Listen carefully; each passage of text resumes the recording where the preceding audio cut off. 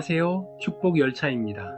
오늘은요, 우리 인생에서 정말 중요한 질문 하나를 다뤄볼 거예요. 죽으면 끝인가? 이 땅에서의 삶이 전부인가?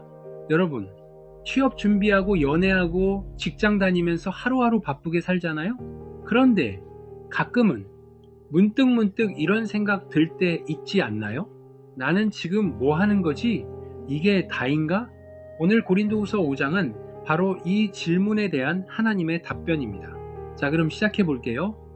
개역개정성경 고린도후서 5장입니다. 만일 땅에 있는 우리의 장막집이 무너지면 하나님께서 지으신 집, 곧 손으로 지은 것이 아니요 하늘에 있는 영원한 집이 우리에게 있는 줄 아느니라. 참으로 우리가 여기 있어 탄식하며 하늘로부터 오는 우리 처소로 덧입기를 간절히 사모하노라. 이렇게 입음은 우리가 벗은 자들로 발견되지 않으려 함이라. 참으로 이 장막에 있는 우리가 짐진 것 같이 탄식하는 것은 벗고자 함이 아니요 오히려 덧입고자 함이니 죽을 것이 생명에 삼킨 바 되게 하려 함이라.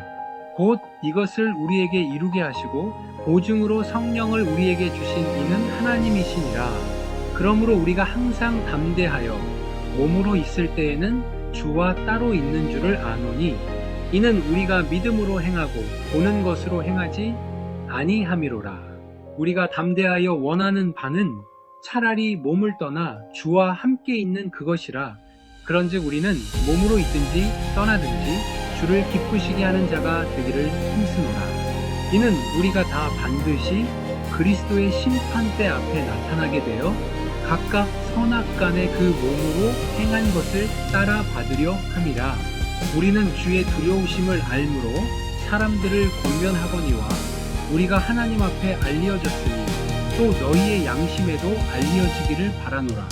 우리가 다시 너희에게 자천하는 것이 아니요 오직 우리로 말미암아 자랑할 기회를 너희에게 주어 마음으로 하지 않고 외모로 자랑하는 자들에게 대답하게 하려 하는 것이다. 우리가 만일 미쳤어도 하나님을 위한 것이요 정신이 온전하여도 너희를 위한 것이니 그리스도의 사랑이 우리를 강권하시는도다. 우리가 생각하건대 한 사람이 모든 사람을 대신하여 죽었은즉 모든 사람이 죽은 것이라. 그가 모든 사람을 대신하여 죽으심은 살아있는 자들로 하여금 다시는 그들 자신을 위하여 살지 않고 오직 그들을 대신하여 죽었다가 다시 살아나신 이를 위하여 살게 하려 함이라. 그러므로 우리가 이제부터는 어떤 사람도 육신을 따라 알지 아니하노라. 비록 우리가 그리스도도 육신을 따라 알았으나 이제부터는 그같이 알지 아니하노라. 그런즉 누구든지 그리스도 안에 있으면 새로운 피조물이라. 이전 것은 지나갔으니 보라 새 것이 되었도다. 모든 것이 하나님께로서 났으며 그가 그리스도로 말미암아 우리를 자기와 화목하게 하시고 또 우리에게 화목하게 하는 직분을 주셨으니 곧 하나님께서 그리스도 안에 계시사 세상을 자기와 화목하게 하시며 그들의 죄를 그들에게 돌리지 아니하시고 화목하게 하는 말씀을 우리에게 부탁하셨느니라. 그러므로 우리가 그리스도를 대신하여 사신이 되어 하나님이 우리를 통하여 너희를 권면하시는 것 같이 그리스도를 대신하여 간청하노니 너희는 하나님과 화목하라. 하나님이 죄를 알지도 못하신 이를 우리를 대신하여 죄로 삼으신 것은 우리로 하여금 그 안에서 하나님의 의가 되게 하려 하심이라. 아멘. 자, 여러분, 이 본문 들으면서 뭐가 느껴지셨나요? 바울은 지금 우리 몸을 장막이라고 표현했어요. 장막이 뭐예요? 텐트죠. 캠핑할 때 치는 임시 거처. 우리 인생이 바로 그거라는 거예요. 임시 거주지. 취준생분들 고시원에서 살아보셨어요? 직장인분들 월세방 옮겨 다녀보셨죠? 이 땅에서의 삶이 바로 그거예요. 임시 거처. 그런데 하나님은 우리를 위해 영원한 집을 준비해 놓으셨다는 거예요. 생각해 보세요. 손으로 지은 게 아니라 하나님이 직접 지으신 집. 이게 바로 우리의 소망이에요. 7절 봤죠? 이는 우리가 믿음으로 행하고 보는 것으로 행하지 아니함이로라. 현대를 사는 우리한테 이거 진짜 어려운 거잖아요? 눈에 보이는 거, 스펙, 연봉, 좋아요 수, 구독자 수, 이런 게 전부인 것처럼 느껴지는 세상에서 믿음으로 산다는 것, 보이지 않는 하나님의 약속을 믿고 보이지 않는 영원을 바라보며 오늘을 사는 거예요. 10절 기억하시죠? 이는 우리가 다 반드시 그리스도의 심판대 앞에 나타나게 되어, 여러분, 이거 무서운 이야기가 아니에요. 오히려 이건 우리 인생에 의미 있다는 증거예요. 내가 오늘 한 선택이, 내가 오늘 한 말이, 내가 오늘 보여준 사랑이 다 기록되고 있다는 거예요. 우리 인생은 그냥 흘러가는 게 아니에요. 하나님 앞에서 의미 있게 평가받을 소중한 인생이에요. 그리고 14절, 그리스도의 사랑이 우리를 강권하시는도다. 여러분, 이 말씀 정말 강력해요. 강권한다는 건 선택의 여지가 없을 만큼 압도적이라는 거예요. 예수님의 사랑이 그렇게 우리를 사로잡는다는 거예요.